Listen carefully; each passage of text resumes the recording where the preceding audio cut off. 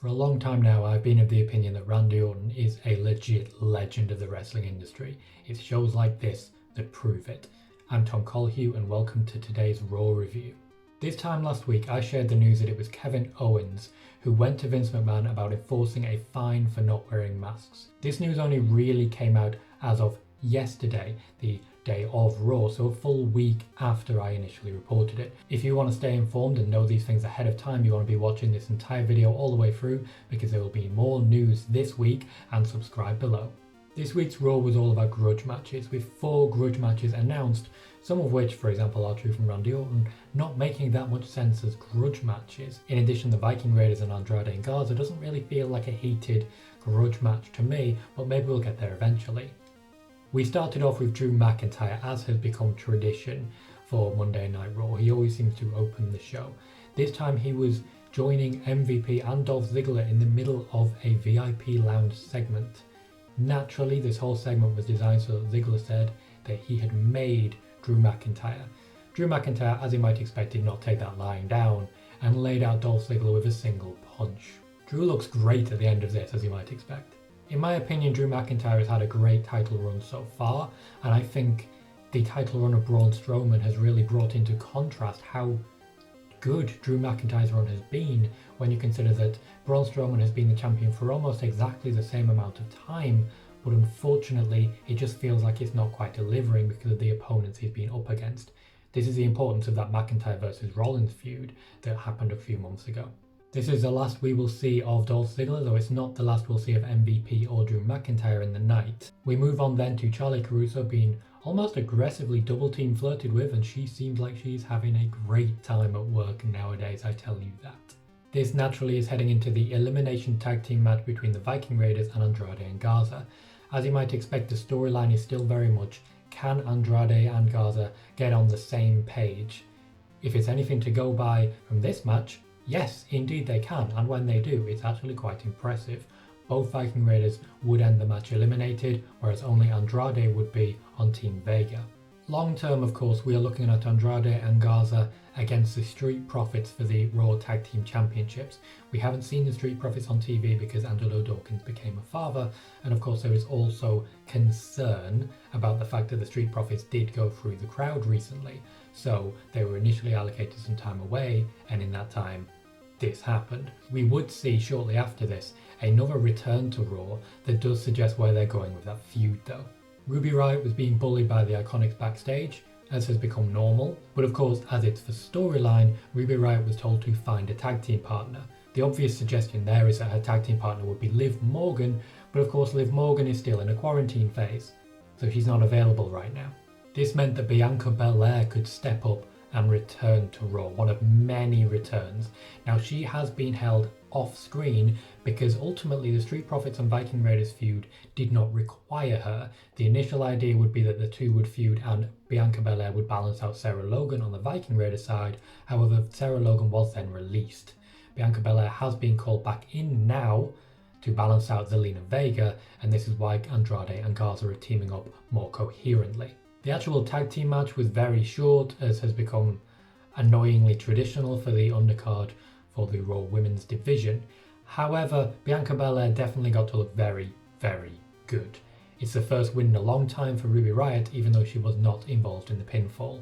I think that's a shame personally, because I'm not sure Bianca Belair will be involved in this feud for any longer than this match. Backstage, R-Truth approached Ricochet and Cedric Alexander and got very confused, as you might expect, because it's R-Truth and that's kind of his thing.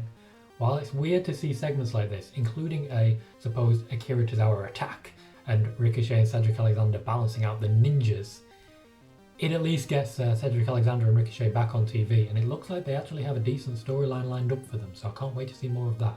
This segment actually led in a direction I was not expecting. Once we got down to the ring where we had R-Truth facing off against Akira Tozawa as mentioned having ninjas, but not the big ninja who has mysteriously vanished, Shayna Baszler turned up and mauled them all. Now this is a moment in which I can of course share a little bit of news.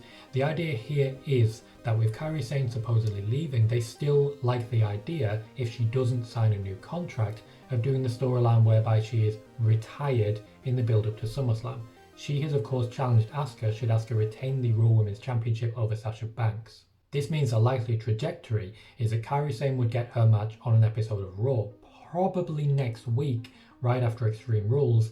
Shayna Baszler then can easily be built as a crushing force against Kairi Sane in the lead up to potentially Asuka versus Shayna Baszler at SummerSlam. It's either that or it's another match with Nia Jax, because the top field for the Raw Women's division is a bit threadbare at the moment, with both Charlotte and Becky Lynch out of action. The original plan was of course to see Asuka versus Charlotte Flair at SummerSlam.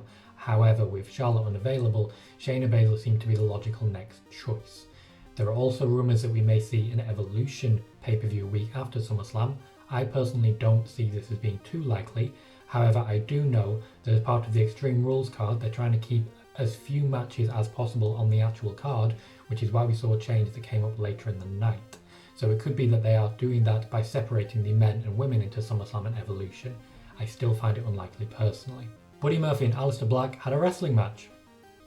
I'm sure we all know how it went by now. As part of this, we did have a short promo segment between Seth Rollins and Kevin Owens. The actual grudge match for the night was not Black versus Murphy, where there is definitely a grudge, but instead Seth Rollins versus Kevin Owens, where there is definitely a grudge, to be fair.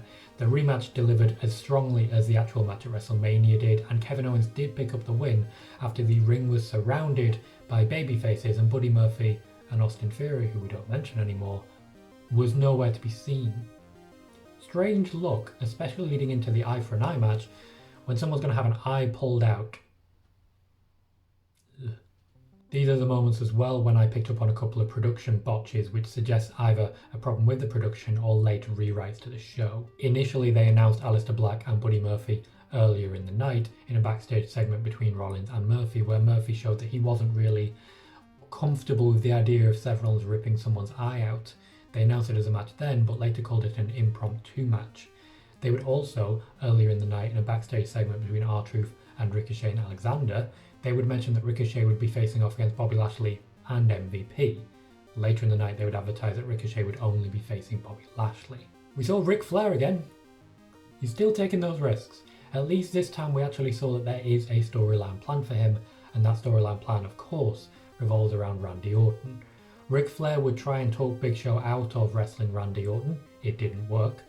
Ric Flair would then be referenced in a Randy Orton promo where Orton would talk about his friends and his colleagues, and he would list people he's RKO'd and punted, and he would end by mentioning Ric Flair. I have mentioned a couple of weeks ago that we know what's going to happen.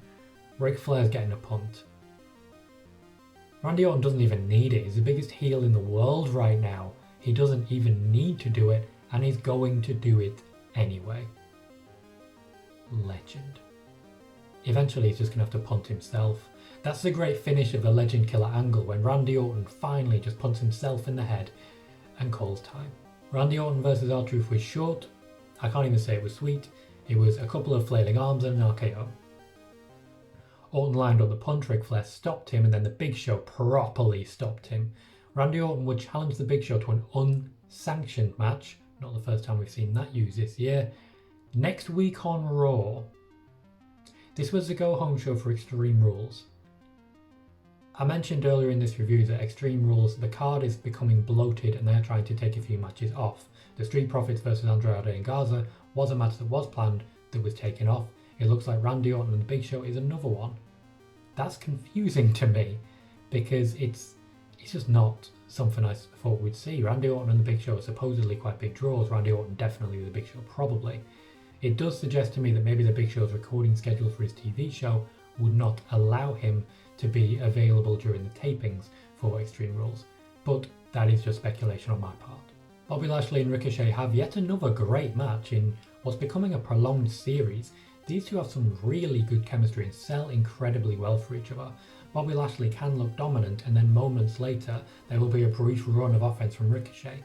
So Ricochet is not left wanting in any way. Certainly it was a lot better match than Ricochet versus Brock Lesnar. Even though Brock Lesnar is someone who can sell as well, he just apparently didn't.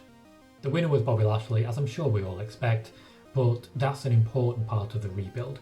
We also got a little bit of closure as to last week where MVP was trying to recruit Cedric Alexander. Cedric Alexander kicked MVP in the head and then got full Nelson, so it didn't really work out for him, but still nice to see. Our main event for Raw was the Women's Tag Team Championship match between Sasha Banks and Bayley and Asuka and Kairi Sane. Just a quick bit of news speaking of main events, the Extreme Rules main event to my knowledge is going to be the swamp fight between Braun Strowman and Bray Wyatt. Apparently, the Eye for an Eye match might also main event, but they are waiting on the matches to be filmed and edited before they make that final decision. More news like that is likely to come out here on YouTube if I get more likes and subscribes here. I would like this YouTube to be a one-stop shop for wrestling knowledge, and the idea being that if I'm doing podcasts and Twitter and articles on Sportskeeda and so many different ways, I should be bringing them all together in one place. So while some of my news doesn't get picked up by major sites, you can find it out right here by clicking subscribe. The women, and in particular Sasha Banks and Bayley, have been the main event of pretty much every show for a number of weeks now. And the reason for this is because they keep delivering. Yet again they did that here. I do feel that Bayley and Asuka last week was also an incredible match. And then we've got Sasha Banks and Bayley against Alexa Bliss and Nikki Cross, where they're doing, again, great matches. So this, I feel, was another one of that level. We had, as you might expect, a lot of fun with Sasha Banks and Asuka, but Kairi Sane was the one who took the majority of the offense here, as you might expect, being the one who doesn't have a match at Extreme Rules. Kairi Sane would try and do the sliding clothesline that she typically does, and it will be nicely reversed into the bank statement with Sasha Banks tapping out Kairi Sane for the win. Research shows so much. Sasha Banks and Bayley would end the night celebrating, as has become almost tradition for them, and really, with the drawing potential they have in the main event, if you want to get ratings, they're how you do it. My Twitter poll for this week's Monday Night Raw puts it at a 45% good rating, followed by a 32% great rating. An incredible positive for Raw. And this is after a very good Raw last week as well, where I felt it was closer to the great category than the good. I do think that this week as well, I think this is a great Raw, well worth watching. And I feel as well, and this is slightly confusing to me, that this feels so much like a Paul Heyman Raw. We had Ricochet and Cedric Alexander, we had Shayna Baszler, we had Bianca Belair, and we had more space per segment. It wasn't all crammed into 2 or 3 minutes. That, I feel, is making a big difference at the moment. There's a lot could happen leading into Extreme Rules. At the moment, I don't expect any championships to change hands. The most likely would be Nikki Cross against Bayley, but I don't personally see any championships changing hands at all. Tune back into YouTube for my previews and my review that will be coming out of that. I hope you enjoyed Raw this week. If you didn't, or even if you did, please do leave me a comment below. I am Tom Colihue, and I'd like to thank you for joining me.